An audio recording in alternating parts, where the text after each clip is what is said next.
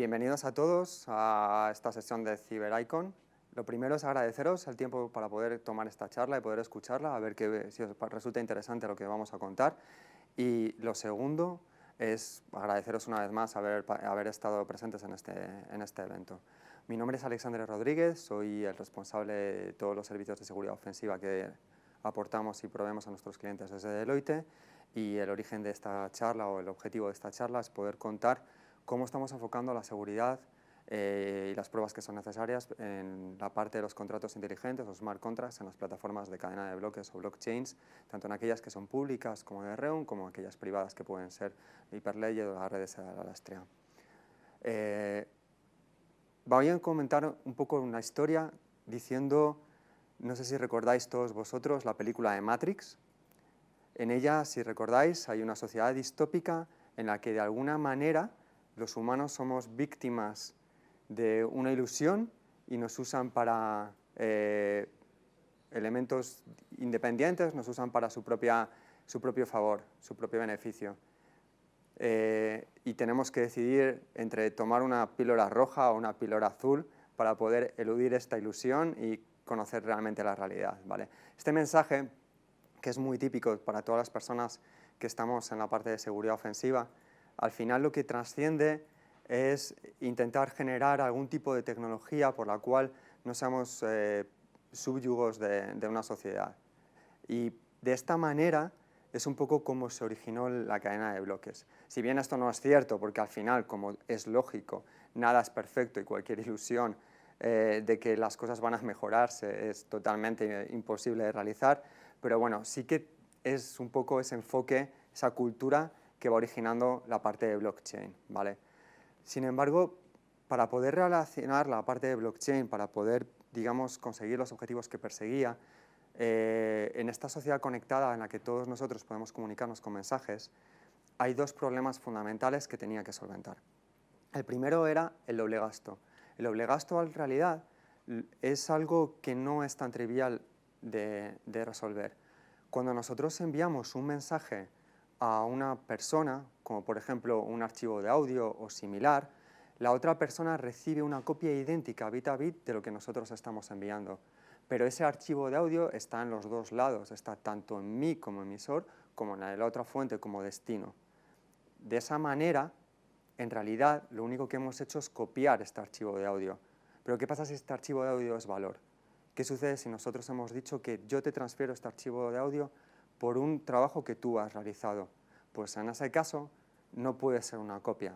Solamente debe haber un archivo de audio en el mundo que sea unívoco y que sea independiente. Es decir, que si yo te lo doy a ti, nunca más lo vuelvo a tener. Ese problema se denomina doble gasto y es un problema de complicada solución. El segundo problema es el consenso. ¿Cómo podemos fiarnos de personas que no nos conocemos entre nosotros? Y sobre todo desde un punto de vista en el que no sabemos de todas las personas que vamos a tomar una decisión cuáles están actuando en buena fe y en sentido común o cuáles son aquellas que están intentando de alguna manera atacar el sistema para su propio beneficio y su interés.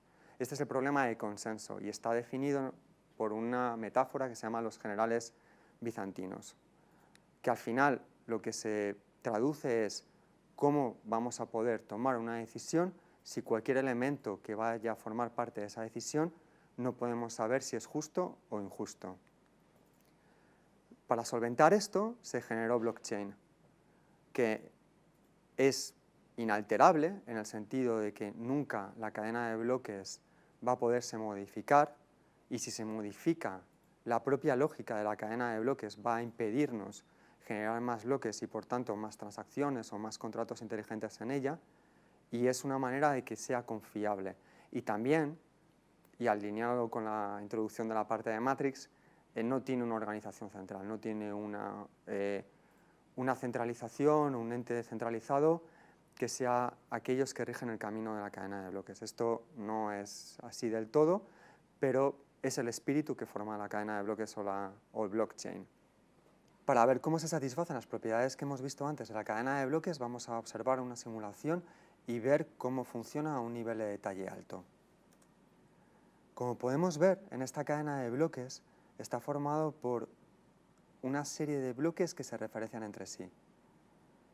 Observamos 5 bloques, de manera que el primero se llama bloque génesis, y como podemos ver, el hash al que hace referencia es el 0, es decir, es el primer bloque, no hay un bloque anterior. El segundo, sin embargo, el hash al que referirá, es el anterior bloque. ¿Esto qué significa? Significa que de esta manera ligamos los bloques entre sí. Así pues, siempre sabemos cuál es el primero, el segundo, el tercero. Hay una inmutabilidad en las transacciones y nos permite además saber qué bloque ha ido antes y qué bloque va posterior. Esto sucede en toda la cadena y cuando se mina un nuevo bloque se añadirá y se referenciará al bloque número 5. Vamos a ver cómo se generan las funciones hashes. Las funciones hashes de los bloques deben seguir un formato concreto que está ejecutado a través del parámetro nonce. Es decir, el nonce es el desafío matemático que tiene que encontrar el minero para poder generar el bloque. Y ese valor que no está previamente diseñado debe cumplir una serie de características que con toda la información que tiene el bloque, el número de bloque, el propio nonce, el campo data, el hash del bloque anterior, genere un hash que esté formado con un patrón concreto. En nuestro caso es una simulación sencilla de Bitcoin y tiene 4 ceros anteriores.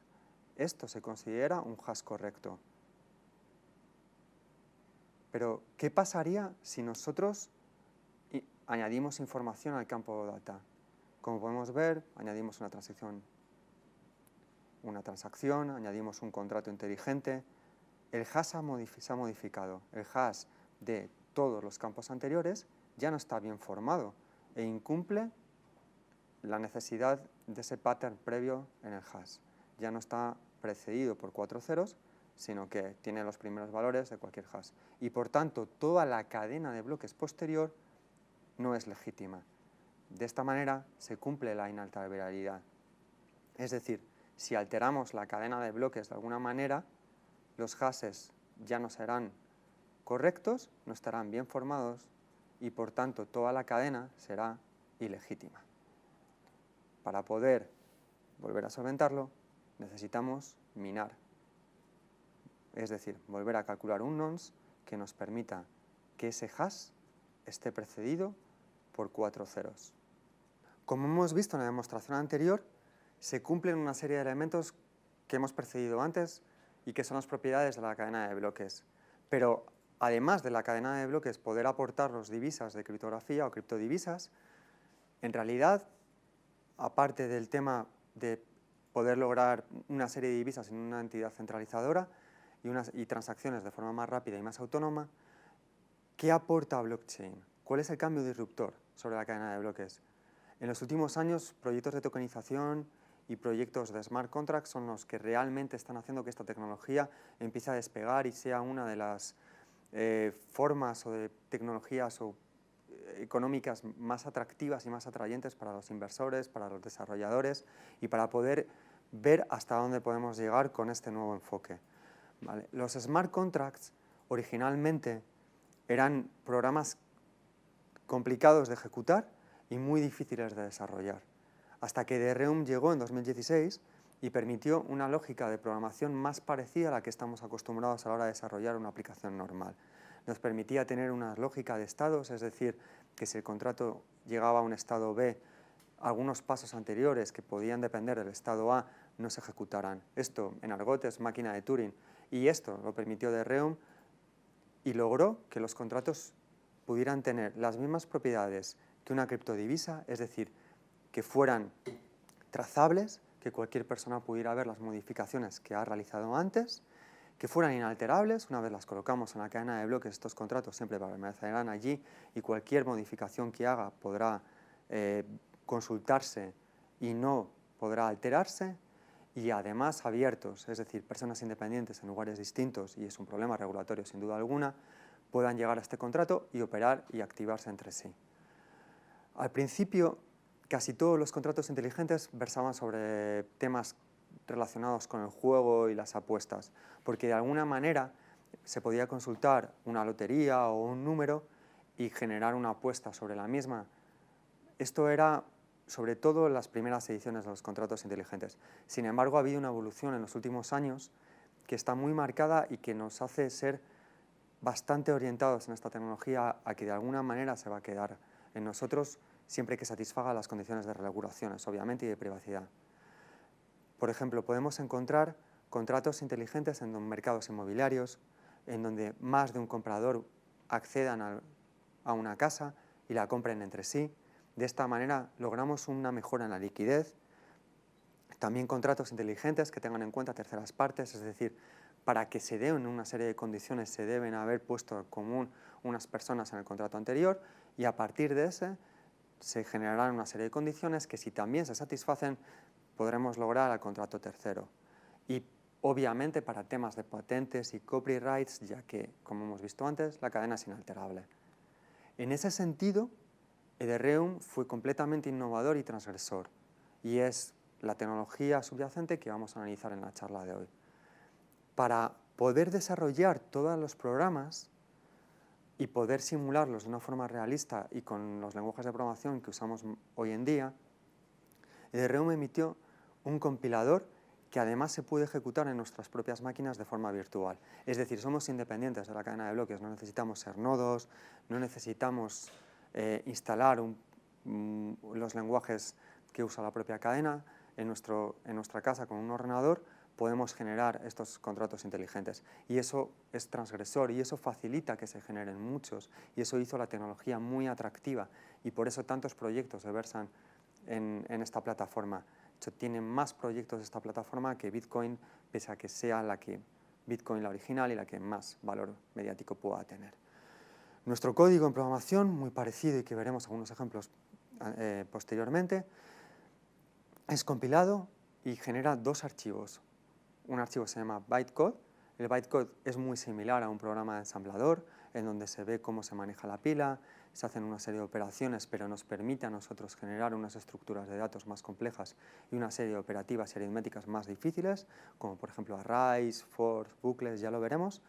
Y el ABI, que no deja de ser sino una manera sintáctica de poder decir cómo el bytecode debe ser leído.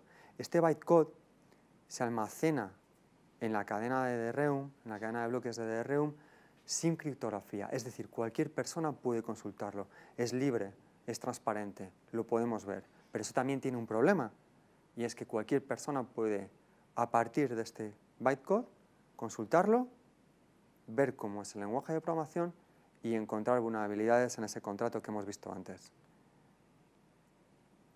Las agrupaciones de las vulnerabilidades de forma tradicional en los smart contracts han tenido en cuenta sobre aquello que sucede en el contrato, aquello que sucede en la cadena de bloques y aquello que sucede a lo mejor en los nodos. En realidad es una agrupación más física que una agrupación lógica y un poco fomentados por los frameworks habituales de metodología de seguridad ofensiva, hemos intentado distribuir 5 categorías que veremos a continuación en las vulnerabilidades. Vulnerabilidades de reentrada, vulnerabilidades por problemas en la lógica del propio contrato, vulnerabilidades debido a las monedas de gas, o vulnerabilidades debido a los problemas de las lógicas que podamos desarrollar. El primer tipo de ataques y sobre todo el que más fama tuvo por todos los problemas de robos de dinero y robos de moneda que se originaron en 2016, en 2017, los problemas de DAO, tienen que ver con las llamadas reentrantes. ¿Qué son las llamadas reentrantes a nuestro código? Cuando nosotros publicamos un contrato, este tiene una dirección externa asociada, es decir, el contrato tiene un patrón, un hash, que lo identifica de forma unívoca en nuestra cadena de bloques. Y nosotros, también como usuarios de esta cadena de bloques, tenemos una dirección asociada de forma unívoca. Nuestros monederos, nuestros wallets, tienen también una dirección asociada a nuestras claves públicas, que son las direcciones externas. ¿Vale? ¿Qué sucede si nuestro código realiza llamadas a esas direcciones externas? Y si desde esas direcciones externas somos capaces de ejecutar código que hace llamadas anidadas a nuestro código original. Este problema se llama código reentrante o llamada reentrante.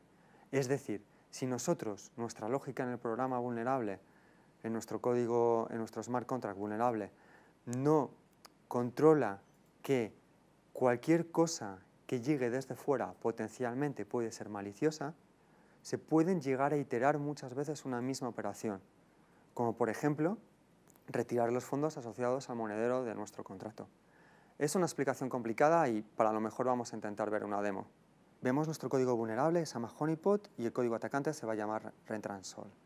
En este editor vamos a intentar comprender primero la función que nos provoca el fallo, esta función llamada get. La lógica del contrato al final es almacenar en un monedero todas las transacciones, las cantidades económicas que direcciones externas nos están enviando a nosotros. Vale. Con la función get, cuando la llama una dirección externa, lo que hace es retirar dinero y esa cantidad de ese monedero de forma completa. Y una vez la retira de forma total, la cantidad del monedero restante la iguala a 0. Vale, ¿qué sucede y cuál es el problema si nosotros podemos iterar en esta función n veces? Que nunca la variable se va a colocar a 0. Y por tanto, para nuestra lógica del contrato, es como si siempre hubiera cantidad restante que poder retirar de dinero. De hecho, una cantidad infinita, la cantidad que haya en todo el monedero de todas las direcciones. Y esta es la función vulnerable que vamos a intentar atacar desde nuestro código malicioso. El código malicioso está formado también por una serie de llamadas y lo primero que tiene que hacer es referenciar a la dirección, consultar en la red. Es decir, saber cuál es la dirección del contrato vulnerable no es algo complicado, de hecho es relativamente trivial. No hace falta ni siquiera trampas o ingeniería social para poder lograrla. A partir de aquí, el contrato vulnerable va a intentar realizar una serie de llamadas. El contrato malicioso va a intentar realizar una serie de llamadas al contrato vulnerable. Lo primero que va a hacer es enviar dinero al contrato vulnerable. Y lo vamos a realizar a través de la función honeypot_value, que está en la función collect. Esta función va a enviar dinero al contrato vulnerable, referenciándolo, usando el método que hemos visto antes para poder enviarle dinero y enviándole una cantidad de dinero que nosotros tenemos almacenada en este contrato. Vamos a intentar ver la lógica y cómo funciona. Bien, llegamos a esta función pat y simplemente incrementa la cantidad de dinero a la que nosotros hemos enviado. Después vamos a llamar a la función get. Y en la función get se ejecuta, nos va a enviar toda la cantidad de dinero que tenemos antes. Y por la lógica que tiene Solidity, se va a ejecutar una función que se llama pagable. Esta función se ejecuta siempre que recibe transacción o envía transacción este contrato y la ejecuta contra la dirección que ha enviado esa cantidad de moneda. Volviendo otra vez a ejecutar la función get una vez recibamos la transacción desde nuestro contrato vulnerable. Y así n veces se vuelve a ejecutar esa transferencia de dinero, no se comprueba que la cantidad es 0 porque no llega a esa variable, volvemos a recibir el código, la lógica de la ejecución en nuestros iteradamente hasta que el monedero no tuviera dinero. Vamos a intentar probarlo y para ello vamos lo primero a desplegar nuestro contrato vulnerable. La transacción ha sido correcta, se ha incluido en la cadena de bloques y no hay ningún problema. Vamos a ver los métodos que están disponibles y vamos a enviar algo de dinero desde las direcciones a nuestro monedero. En este caso, enviamos 3 headers desde esta dirección, enviaremos 5 headers desde esta dirección y enviaremos una cantidad más alta, 10 headers, nada desdeñable, desde esta dirección. Como podemos ver, por ejemplo, copiando la dirección anterior, plegar nuestro contrato atacante. Como hemos dicho antes, tiene que referenciar al contrato vulnerable. Copiamos esa dirección que hace referencia al contrato vulnerable y desplegamos nuestro contrato atacante haciendo esa referencia. Desplegamos el contrato, todo ha salido bien y ya lo tenemos disponibles junto con los métodos. Lo primero que vamos a hacer es enviar algo de dinero a este contrato, porque tiene que tener algo de fondos para poder realizar la llamada. Desde esta dirección vamos a llamar a la función collect Como podemos ver, ya tarda algo más que en las transacciones a ejecutarse. Esto es porque estamos realizando transacciones anidadas, como hemos visto antes, para poder robar toda la cantidad de dinero del monedero. La cantidad de dinero de este usuario ha aumentado robando toda la cantidad vulnerable. Espero poder haber solventado las dudas de la vulnerabilidad anterior, que es algo complicada, y os animo a que cualquiera de vosotros me consulte en nuestra sala de networking posteriormente. Tanto esta para las siguientes vulnerabilidades que vamos a explicar. Como hemos visto antes, toda la información que nosotros almacenamos en la cadena de bloques tiene un coste, y además cualquier operación que nosotros realizamos en ella sobre las lógicas también tiene un coste asociado. Este coste lo pagamos con el concepto gas, que es de alguna manera la moneda, lo que estamos pagando para poder usar la autopista. Para poder nosotros acceder a la autopista debemos pagar un peaje. Por cada vez que la usemos debemos pagar ese peaje. Ese concepto es gas. Y esto nos va a permitir almacenar información en la cadena de bloques, consultarla o operarla. ¿Cuál es el problema si nosotros nos quedamos en nuestro contrato inteligente sin suficiente dinero para poder acceder a la autopista? Que no podremos seguir conduciendo.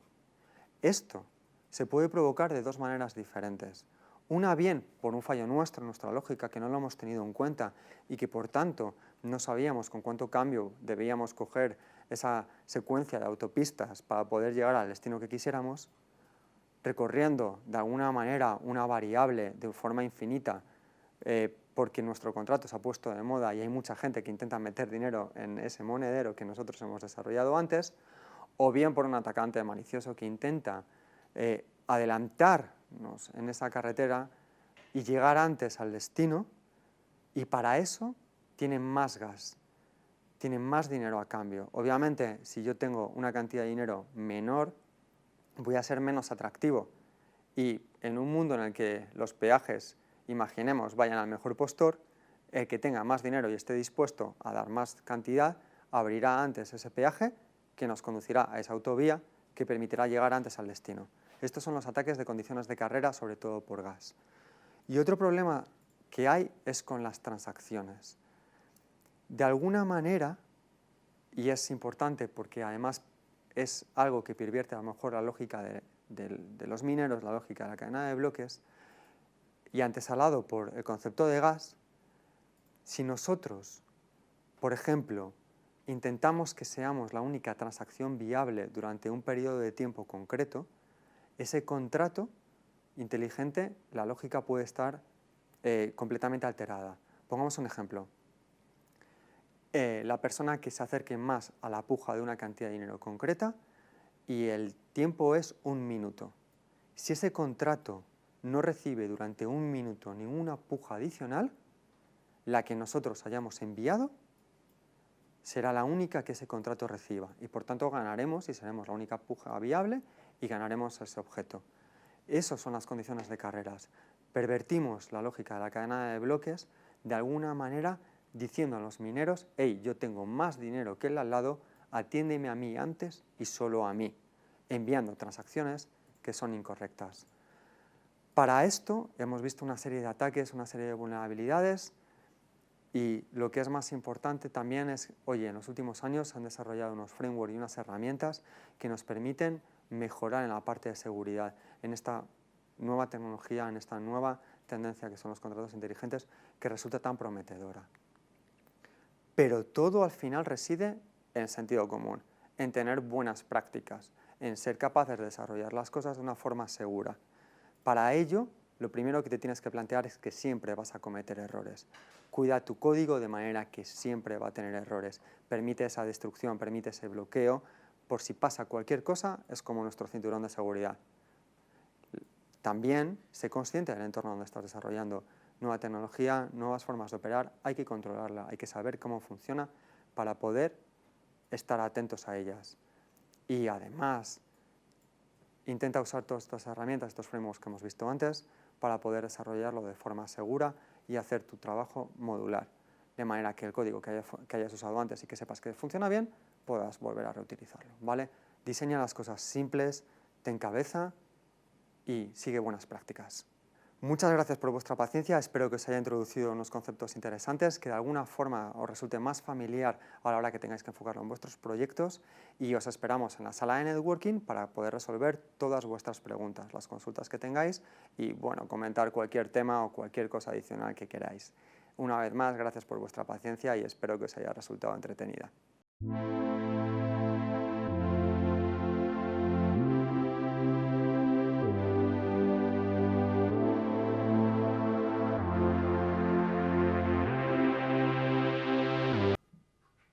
Bueno, muchísimas gracias, Alex, por la última charla de la sala. A vosotros. Hay 2 preguntas, ¿vale? He estado leyendo y es bastante interesante, además que no hay mucha información, o yo no he encontrado mucha información. Es de Nacho Aguado, dice que es pentester web y de infra, y que como que no encuentra tanta información y se quiere dedicar o especializar en auditorías de smart contract. Entonces, ¿qué le recomendarías a él para empezar a formarse? Hola Nacho, encantado. Muy buena pregunta y te animo también a que mandes vuestro CV al equipo de hacking de Deloitte. Somos muchos y nos llevamos muy bien entre nosotros e intentamos siempre estar a la última. Nos gustan los retos y las cosas frikis. Creo que es muy buena pregunta. Hay cierta literatura, pero hay mucha literatura sobre todo técnica, sobre las redes distribuidas, cómo está montado, y hay una cierta literatura, no vamos a decir inventiva, porque no es la palabra o el adjetivo que mejor la define, pero es verdad que hay una cierta literatura que más bien habla un poco sobre qué podríamos llegar a hacer con blockchain, cómo pueden modelos de trabajo, modelos de operación actuales verse reflejados en ellos, y desde un punto de vista de la seguridad no hay tanta, ¿vale? Para mí, hay una organización que tanto desarrolla smart contracts como también tienen un decálogo de buenas prácticas, tienen una biblioteca de buenas prácticas, se llama Conesys. Diría que es lo primero que yo me iría para intentar ver todo eso que tenemos que tener en cuenta desde un punto de vista de código y desde un punto de vista de análisis de vulnerabilidades sobre el mismo, ¿vale?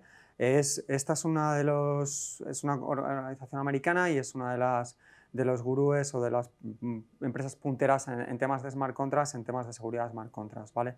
Creo que tienen una excelente literatura que puedes acceder en sus guides, en sus foros, y después, sobre todo, una vez ya vamos comprendiendo el concepto, yo siempre digo que para poder destrozar algo hay que entender cómo se monta primero, con lo cual te recomiendo que hayas algún curso de Ethereum o similares para empezar a entender los factores para poder desarrollar smart contracts. Prueba por tu cuenta con Solidity, con lenguajes como Viper, a lo mejor más novedosos, cómo desarrollarlos.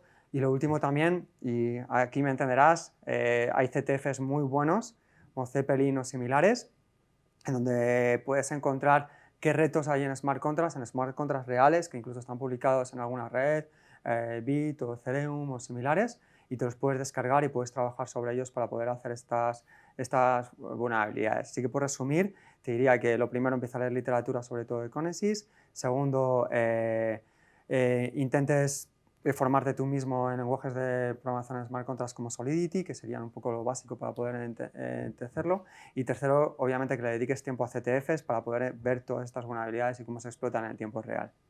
¿Vale? Espero haberte resolucionado. No, yo creo que está bastante bien explicado. Además, has comentado algo de lo de las vulnerabilidades que están publicadas, que hay otra pregunta de Juan Félix que está relacionado con eso. Te pregunta que qué vulnerabilidades hay ya en los smart contracts que están publicados. Muy buena pregunta. Además, sobre todo porque en la charla quizás no lo haya dejado suficientemente claro. Tú en los smart contracts que están publicados en las plataformas, como puede ser por ejemplo Ethereum o incluso Bitcoin o similares, ¿vale? No por intentar centrarlo, pero es verdad que al final Ethereum está en cualquiera de sus variantes, la clásica o la normal, es donde más plataformas está, donde más smart contracts te vas a encontrar. Aun cuando tú esté publicado y lo veas en un lenguaje parecido a un lenguaje ensamblador en su bytecode, ese bytecode es público, porque una de las principales cualidades de blockchain es que sea público, que todo el mundo lo podamos ver para poder dar esa transparencia, esa confiabilidad.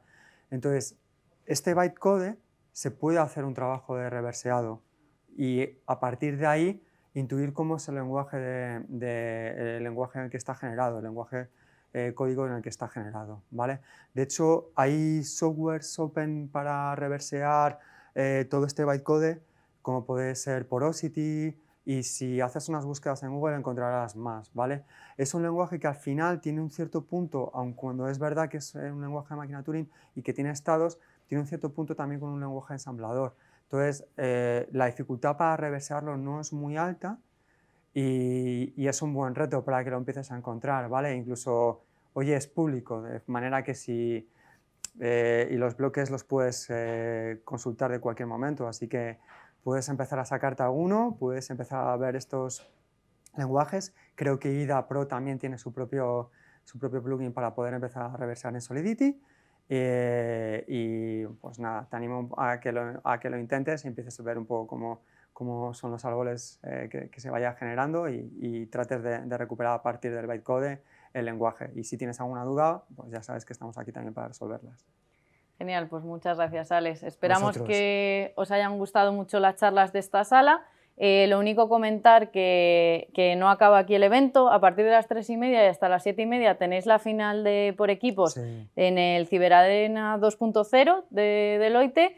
Van a estar 4 equipos que han llegado a la final y nada, podríais verlo en directo, ¿vale? Entonces, que estamos encantados de que hayáis estado aquí Totalmente. y que nos Muchísimas acompañéis gracias. en el Ciberarena. Muchas gracias Adiós. por vuestro tiempo.